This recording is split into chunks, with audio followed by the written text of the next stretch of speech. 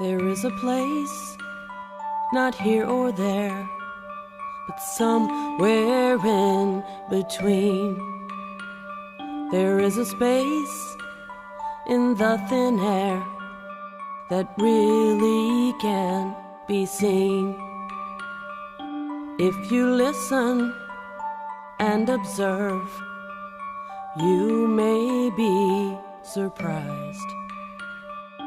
Some may call it Camelot or even paradise. Some may say you cross a bridge, others through a door. But all I know about this place is that I call it Evermore. Evermore.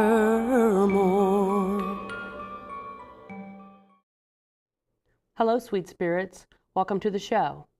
My name is Suzanne Sorrell, and I'm the host of the Evermore Paranormal Network.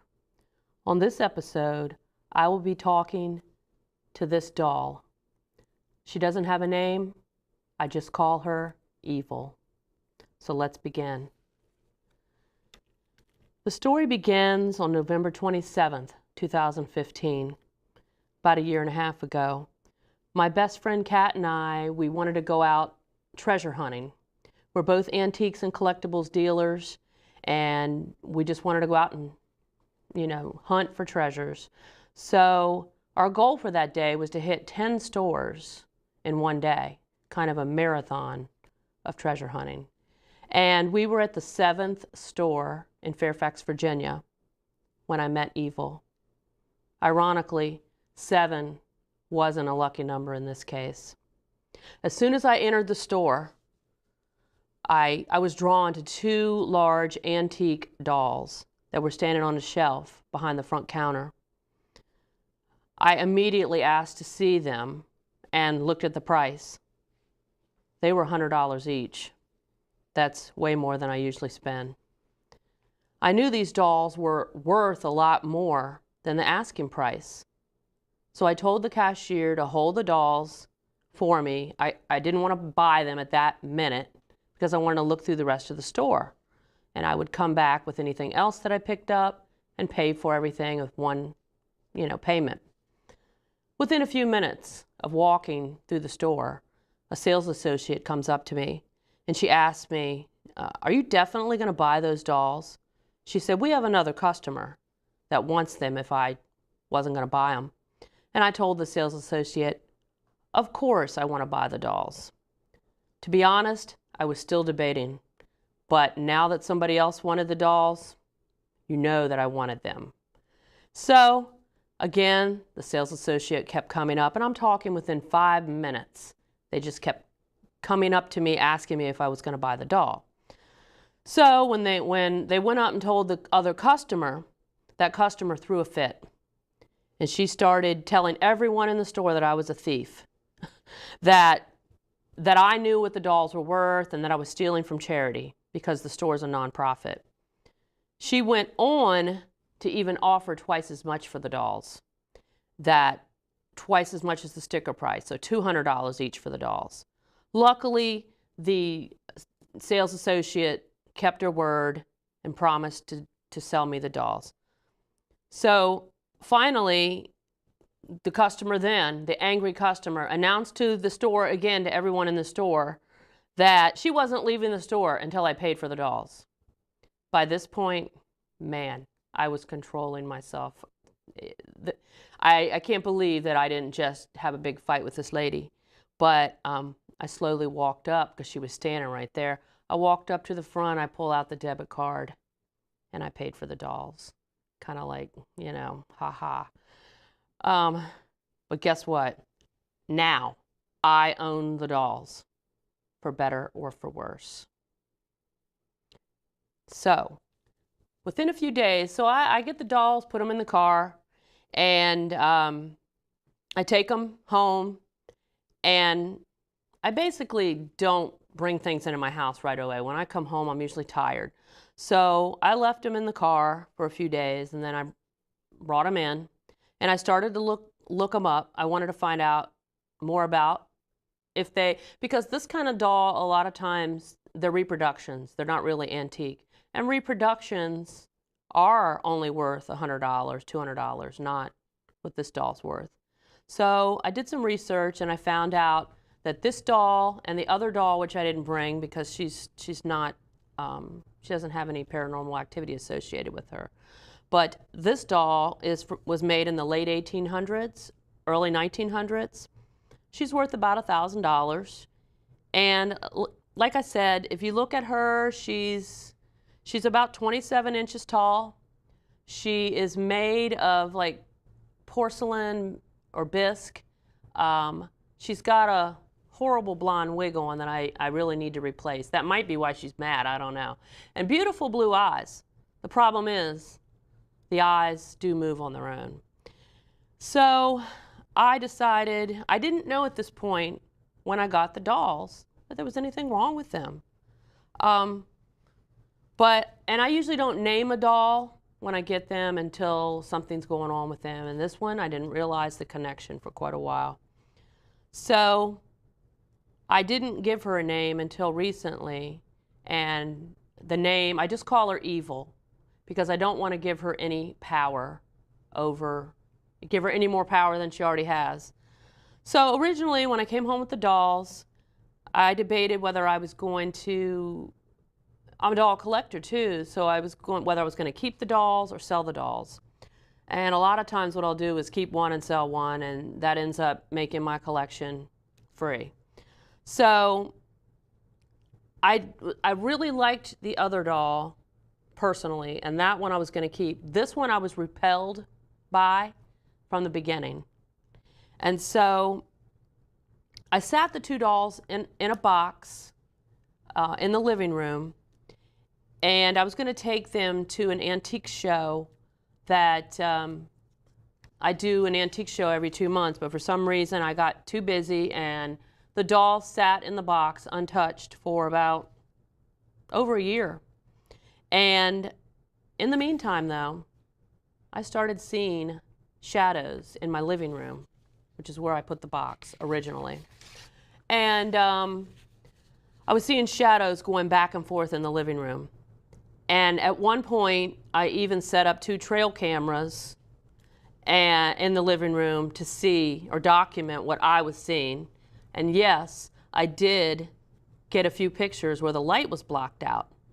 So I didn't know what was causing the anomaly. So I really still, oddly enough, didn't attribute the strange activity, to the dolls until recently.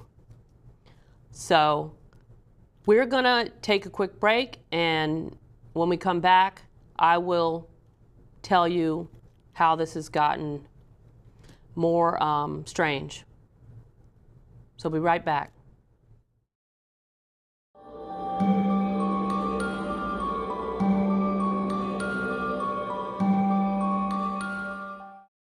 My journey skating for the gold taught me a lot, but my journey with breast cancer has been one of my greatest teachers. Every woman's breast cancer is unique. Be Wiser educates and empowers women to take control of their breast cancer treatment plan and help navigate their own path beyond 5 years. Talk to your doctor about information and tests to personalize a treatment plan that fits your needs. I did. Be informed, be wiser, support survivors like us.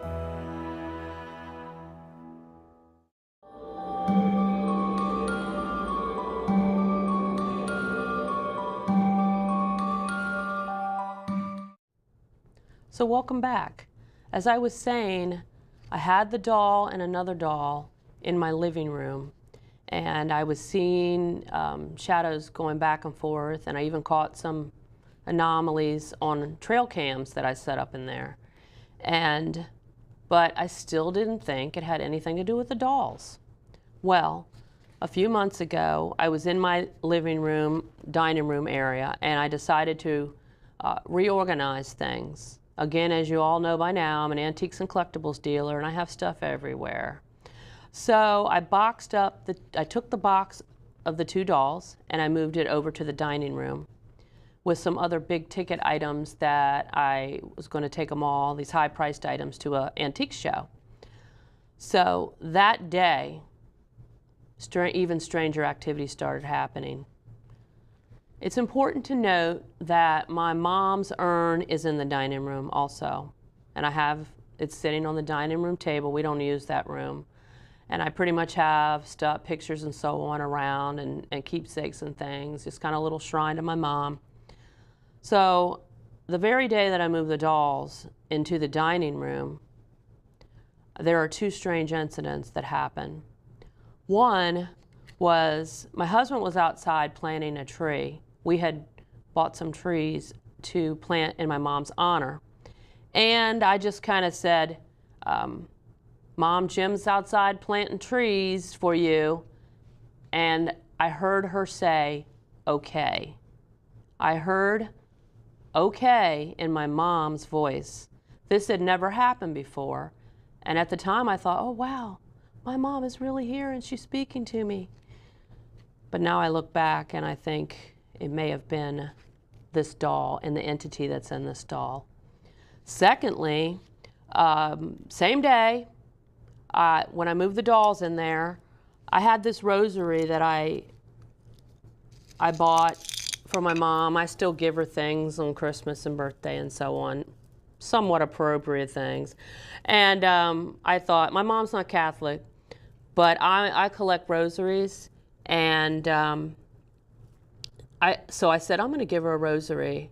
I didn't think it could hurt, you know. So I hung this rosary up over my mom's urn. There's a chandelier above it. So it basically hangs just above the urn. Now I had put this rosary in there. I gave it to her at Christmas. So I had put this rosary, well, I'll leave it out and show you what it did. I had given her this and I'd hung it up. And my fear when I put it there, for some reason I thought, I don't want to walk into the dining room and see the thing spinning like a pendulum. This is a pendulum that we use when we communicate with spirits. And the pendulum will spin like this when energy's coming in the room. So my biggest fear in the back of my mind was this thing's going to be hanging, and it was hanging just like this. It never moved for months. But that same day that I moved the dolls into the room, I say to my mom, Mom, I gave you this rosary. I hope you don't mind. I know you're not Catholic. The rosary started spinning. Just my biggest fear of what, I did not want to happen with the rosary. So I grabbed that rosary because I didn't wait on an answer. So between my mom speaking in her voice and this rosary swinging that hadn't done anything in months, I realized that maybe it is the dolls. And again, now I had two dolls. I still didn't know it was this doll. So as soon as I moved these dolls into the dining room, now I remember the dolls, I sat the box behind the table. So my house is kind of a L shape. So we had the living room, dining room connected, and then the family room, and I could see into the dining room from the family room. So now that I moved the dolls into the dining room and they're in a box sitting behind the dining room table, I start seeing movement and shadows under the dining room table. I start hearing unexplained noises in that area, and so do the dogs. They would look real quick, like they thought they saw something, and I would look too. They would hear things when I did as well. So not only was I experiencing this stuff, so were the dogs. And I also got a strong sense that something or someone was watching me. At this point, I started to think, maybe these dolls have something to do with these dolls. It kind of took me quite a while to figure that out. And it was just a gut feeling at this point still. So now fast forward to last month. I go to a paranormal convention and I got a psychic reading. And at that point, my suspicions were confirmed and more. So basically, a psychic named Pat, she was giving me a reading, and during the reading, she had a vision. She goes, hold on a minute. And I'm like, oh God, what's she gonna, it could be anything with my life. And she says, do you have a doll in the dining room? She described exactly where the 2 dolls were in my dining room. I only have 2 dolls in the dining room. And so she then went on to describe, I said, well, yeah. And she then went on to describe the doll. And I was trying to determine whether it was this doll or the other one. And she described this one. My jaw dropped, Finally, well, she went on to say that this doll has an entity attached to it. And this doll wants to cause me harm. And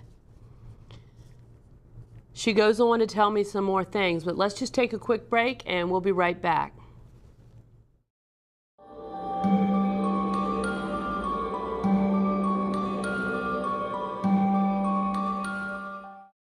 Losing weight's a lot harder than gaining it, but with every step, I lower my risk for type 2 diabetes and heart disease, and that makes every step very much worth the effort. Learn how you can help stop diabetes. Visit checkupamerica.org or call 1-800-DIABETES. I'll never forget the day our landlord called and said, read your lease. No pets allowed. My owner tells him my dog ate the lease, but that didn't work. And now I'm stuck in a shelter. But this pit bull is ready for a new crib. I'm loving, loyal, and play well with others. So don't be intimidated by all my muscles, because the biggest one I have is my heart. That's right, I said it.